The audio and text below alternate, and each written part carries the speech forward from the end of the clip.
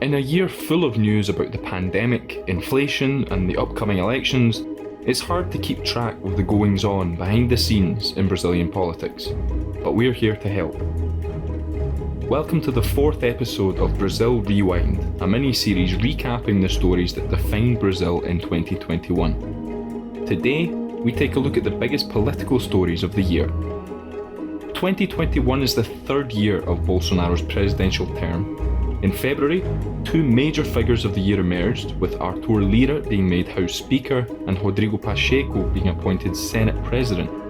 Both of these men were crucial characters in Brazil's 6-month-long COVID inquiry in the Senate. But before we get into that, March marked another important moment that would shape the 2022 election, as Supreme Court Justice Edson Fachin quashed all convictions against former President Luiz Inácio Lula da Silva. As a result, Lula was once again able to run for president in 2022.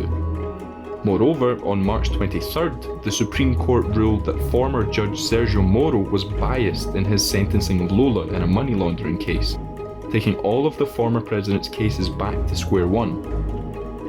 Only in April did the Senate open its groundbreaking inquiry to investigate the Bolsonaro government's pandemic response.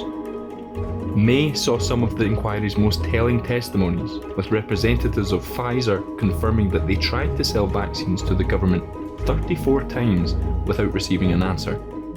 Meanwhile, the cabinet saw a major reshuffle. Between March and July, the Defence Minister, Environment Minister, and heads of all three armed forces were all swapped out. In September, Bolsonaro planned major protests during Brazil's Independence Day celebrations, bringing over 105,000 people from around the country to the capital, Brasilia. The number of demonstrators impressed some specialists, acting as a show of Bolsonaro's political power.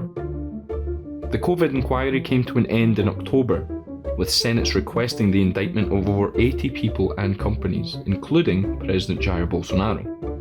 In November, Sergio Moro waded into the presidential dispute, planning to run for a centre-right party. In December, Bolsonaro controversially joined the Liberal Party, having spent a huge amount of time without any political affiliation. Brazil does not allow for independent candidacies, and the president had been scrambling to find a new party before the electoral cut-off dates.